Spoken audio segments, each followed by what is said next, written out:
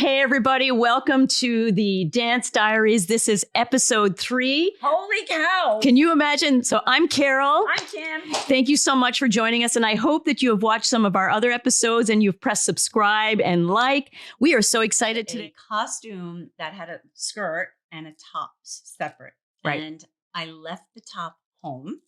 So right before competition, we're at the hotel. Right before competition, I'm scattering to find a top. And I went into a hotel store that happened to have this sparkly top, right? So it had a strap around the neck, one strap from here that tied in the back, and one strap on the bottom. And the front was like, it was all stoned, like almost like a butterfly thing. And it was just a little strap. And I was rushing to get on the dance floor, and whoever was tying me, I'm like, it's a little tight, don't tie it so tight. And they were like, well, you don't want to fall out. And I'm like, okay. Sure enough. Crazy. And we were doing a tango, and I don't know, I opened up, and from here, literally the whole top opened up. The boob? You had like a bare boob? Bare Sure. boob. You don't wear any. You don't wear anything under bare boob. Bare boob, folks. Bare. Nightmare. And my instructor at the time, he was a little crazy. Actually, he was a lot of fun to dance with. He was a little bit crazy.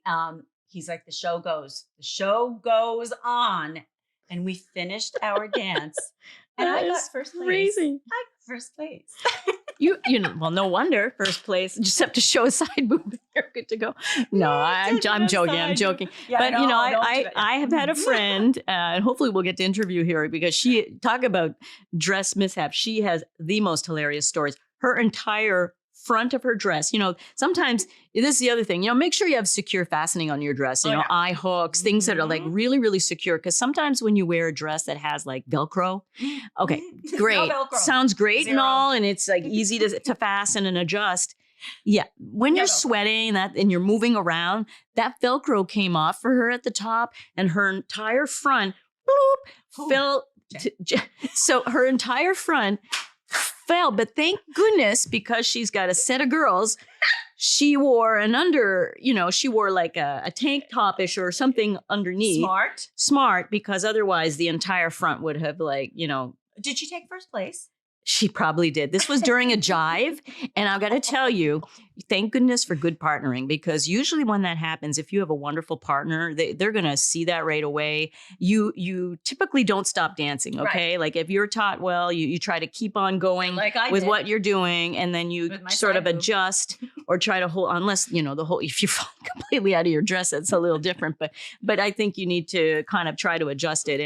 And then between the end of her last dance, she needed to get either a pin or something to be able to keep it up for the continued dances that she was doing that day. But I mean, everybody, and listen, I want to hear in the comments, if you guys have crazy stories about any costume mishaps that you have had, tell us what they are, because, most people don't like to make fun of it, but it's a hilarious. Total hilarious blooper moment. And if you've got something, please put it in the comments. I'd love to hear about it. And it would be, I think other people might give a sigh of relief to know that they're not the only ones where that's happened. So I think, were you at my studio during one of our showcases where my eyelash fell off?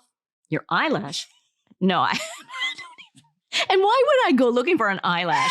So it was because you wear eyelashes. No, that time I didn't have my eyelash extensions. I had just regular eyelash. And I remember my dance instructor said to me, he's like, before we went on, he's like, fix it. It looks like, and he's like, make sure it doesn't fall. I'm like, it's not going to fall off. So it fell off, flew off in the middle of our show dance, along with something from my hair came out. Like it was comical. Well, okay. So the hair story I have, this is there. No one can write this in a book. Okay. I am doing tango, and I have this little, you can buy these like scrunchy hair pieces, where you just tie it to the back of your hair. This is in my early days before I had my hair done like by a person that's like paid to do this properly.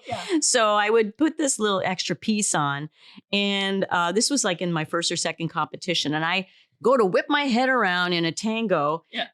And the hair thing? hair goes flying on the heat deck, or what do you call that? The captain's deck. Oh my God. The person who's there, does this belong to you? And so I'm like mortified.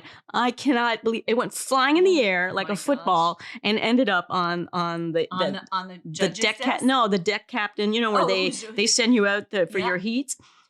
Oh So my funny. goodness. So to this day, I carry that little hair crunchie as like almost like a joke, because it's kind of like, here, I brought it with me. You know, where should I wear it today? Yeah. Oh no. My gosh. So just just for a joke, it's kind of almost like a I don't know, good luck charm or whatever.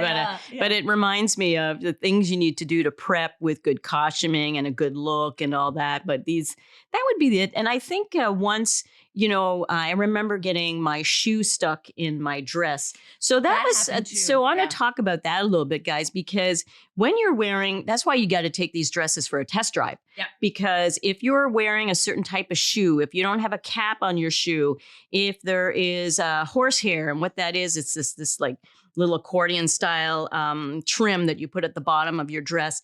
If your shoe gets stuck in some of this, and the material is not the type of material that will easily flow off your shoe, you might get stuck in your dress, which can be dangerous for you, dangerous for the people around you. It certainly will jar you a little bit in your confidence, right? So, yeah. How many times have you hit someone on the competition floor? Okay, so in my yes, I'd say in my early days, it's not hitting so much as in. So we talked about cha-cha in the last episode. It was never my strongest dance, but it was the strongest dance, if I could say. So while I was working at the technique of it, I was going at it like, you know, the Tasmanian devil. And so my arm would go flying like a karate chop. And it would not surprise me if I had not, you know, dangerously come to someone either in their arm, maybe close to their head, and so what that taught me is that you really need to be self-aware in dancing and your physical space. You should be very aware of how it is that you're, navigating the floor. And of course, your partner needs to help you with that too. But I have stepped on someone's heel. Oh, mortified. You know, that is something that it has happened to me where someone stepped in and very painful. But you don't want this to happen. And these are mistakes sometimes. And then the third example, I'm thinking, in one of my choreographies, I had a split. And I went down for a split and almost wiped out someone behind me, you know, because and this is where there are rules to some of the things that you can do in your dancing. And I think that it was highly recommended that we take that split out, especially when there's a busy dance floor. That just makes no sense. So those would be my examples. What about you? Oh my gosh. Well, I am not very self-aware of my space, and I tend to be that dancer who thinks the whole floor belongs to me. So do you really? Yeah. Now, I mean, are you a voluminous dancer? Or okay. I tend to be so my dance instructor, my dance partner, is tall and long-limbed, and I have some longer limbs, even though I'm short. And so we do tend to take up more, bigger space. But especially early on, I am a little bit more self-aware now, but early on I wasn't. I broke my own finger once. I literally stepped with my heel on another dancer, like right on her, foot. It was horrible. I kicked someone literally right in the shin. Oh, come on. And like she literally went down, and you're not supposed to stop. And early on I would stop and be like, sorry. And my instructor's like, no. Well, I think though, stands to reason. Like when my instructor in a tango move, I hit him with my head and he started to nosebleed. Now that's an example of something where you need to stop for a moment to address the situation. But I do think that if it's just bobbles into people a little bit, certainly depending on the style of dance, like I think more people have the ability to say I'm sorry in maybe a smooth setting, or after your set is done or your heat is done, you can certainly say I'm so sorry. Right.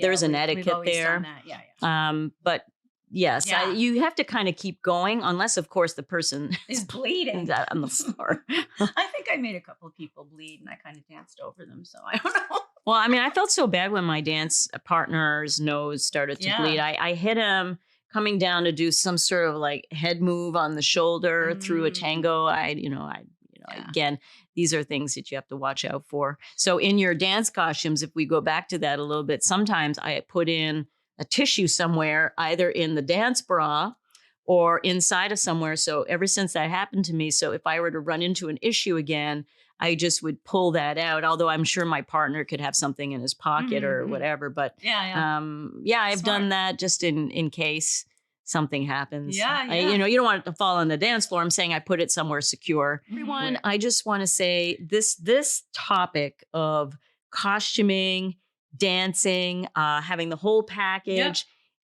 it's so important. We would like you, please press subscribe and like if you're enjoying what we're talking about on this episode.